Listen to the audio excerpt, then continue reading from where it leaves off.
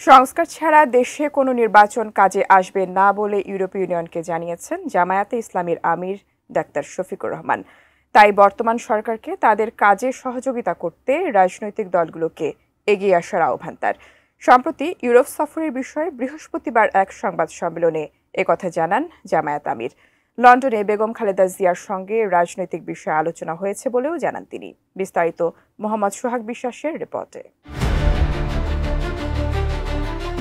সম্প্রতি ইউরোপীয় ইউনিয়নের আমন্ত্রণে বেলজিয়ামের ব্রাসেলস সফর করেন জামায়াত ইসলামীর আমির ডাক্তার শফিকুর রহমান সহ দলটির ৫ সদস্যের প্রতিনিধি দল। এ বিষয়ে বিস্তারিত তুলে ধরতে বৃহস্পতিবার রাজধানীর গুলশানে দ্য ওয়েস্ট নিয়ে সংবাদ সম্মেলনের আয়োজন করা হয়।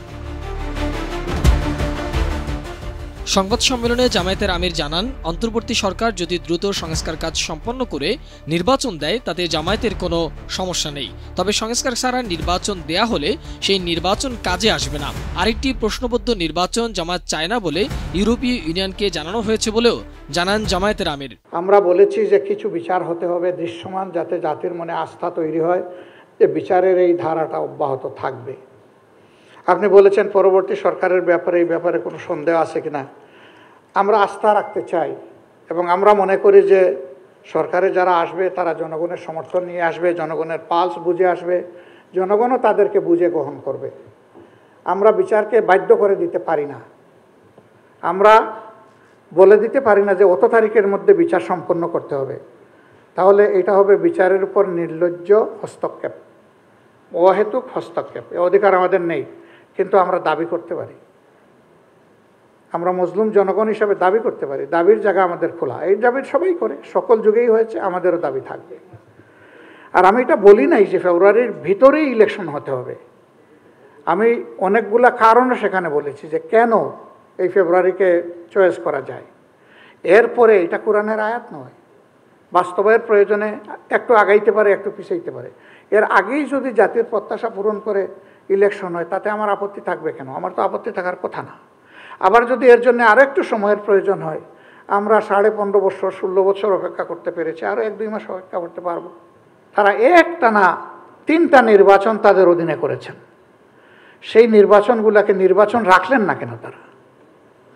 তারা তো নির্বাচনের জান কবজ করেছেন। এমনকি জনগণ তো বলে যে তাদের ভোটাররা, তাদেরকে যারা সমর্থন করে, ওরাও নির্বাচনের প্রতি এতটা আস্থা হারিয়ে ফেলেছিল, তারাও ভোট দিতে যায়নি। This is fact.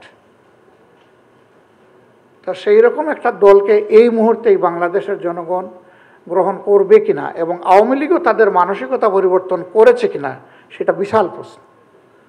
একথা বলার পরে তারা আর কিছু বলেননি, তারা আর পাল্টা জিজ্ঞেস করেনি এইটা কি ওইটা কি, এখানেই তারা থেমে গেছে। বিশ্বমানের থার্মিক্স রড, সালাম স্টিল থার্মিক্স, দেশের একমাত্র থার্মিক্স রড।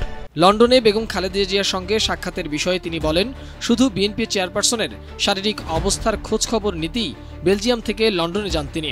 সেখানে রাজনৈতিক বিষয় নিয়েও আলোচনা হয়েছে বলে জানান ডাক্তার শফিকুর রহমান। বাংলাদেশ জাতীয়তাবাদী দল তারাও প্রচুর সাথী এবং সহকর্মীকে হারিয়েছে। আমরা যেমন আয়নাগরের শিকার হয়েছি, তারাও হয়েছে।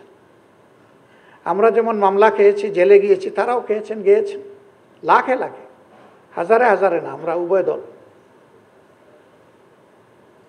ব্যক্তি হিসাবে বেগম খালেদা জিয়াও জুলুমের শিকারে পরিণত হয়েছিলেন।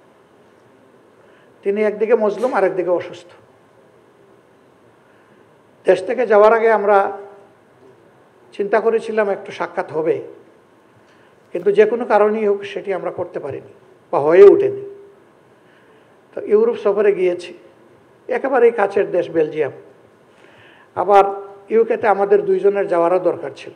তাহের সাহেব ওনার চিকিৎসা পারপাসে একটা বিশেষ জায়গা যেটা বাংলাদেশে হচ্ছে না, তিনি ওখানে গিয়েছেন। আর আমার একজন পরিবারের সদস্য সেখানে থাকে, তাদেরকে গত সফরে আমি সময় দিতে পারিনি, এবার দিব বলে কথা দিয়েছিলাম, তাই গেলাম 2 দিনের জন্য। তা আমরা গিয়েছি প্রথমেই ওনাকে দেখতে, যে কোনো কাজ শুরু করার আগে লন্ডনে ঢোকার পরে। আলহামদুলিল্লাহ আমরা প্রীত যে তারা আমাদেরকে অতি ভালোবাসা এবং সম্মানের সাথে গ্রহণ করেছেন। আমাদের মূল উদ্দেশ্যই ছিল ওনাকে দেখা, কিন্তু যেহেতু তিনি অবস্থান করছেন তার বড় সন্তান দলের ভারপ্রাপ্ত চেয়ারম্যানের বাসায়, সেই কারণে তিনিও থাকবেন, এটি স্বাভাবিক। তিনি ছিলেন। দুইজন বাংলাদেশি মানুষ চা খাইতে গেলে একজনের সাথে আরেকজনের কোনো পরিচয় নাই, শুরু করে দেয় আমাদের দেশের রাজনীতির কথা। আর আমরা দুই দলের দায়িত্বশীল নেতৃবৃন্দ এক জায়গায় বসবার রাজনীতির কোনো কথা হবে না, এটা কি বাস্তব? এটা বাস্তব না। কথা তো হয়েছে, কিন্তু আমরা সুনির্দিষ্ট কোনো বিষয়ে কথা বলিনি। কখন নির্বাচন হবে, কিভাবে নির্বাচন হবে, বিচার প্রক্রিয়া কিভাবে হবে না হবে, বিভিন্ন বিষয় নিয়ে আমরা সাধারণ আলোচনা করেছি। ওইটা ডিসিসিভ কোনো ডিসকাশন ছিল না। আর যেটা বলেছেন রাজনীতিতে দুই দলের বিরোধ, যদি আপনি মার্কিন যুক্তরাষ্ট্রের গত নির্বাচনের দিকে তাকান তাইলে এটা কোনো বিরোধী না। জামায়াতের আমির জানান, এই সফরের লক্ষ্য ছিল ইউর সঙ্গে ঘনিষ্ঠ সম্পর্ক করা। সফরে রাজনীতি, অর্থনীতি, ব্যবসা বাণিজ্য সহ রোহিঙ্গা সংকটের মতো গুরুত্বপূর্ণ বিষয় নিয়েও আলোচনা হয়েছে। মোহাম্মদ সোহাগ বিশ্বাস, এটিএন নিউজ, ঢাকা।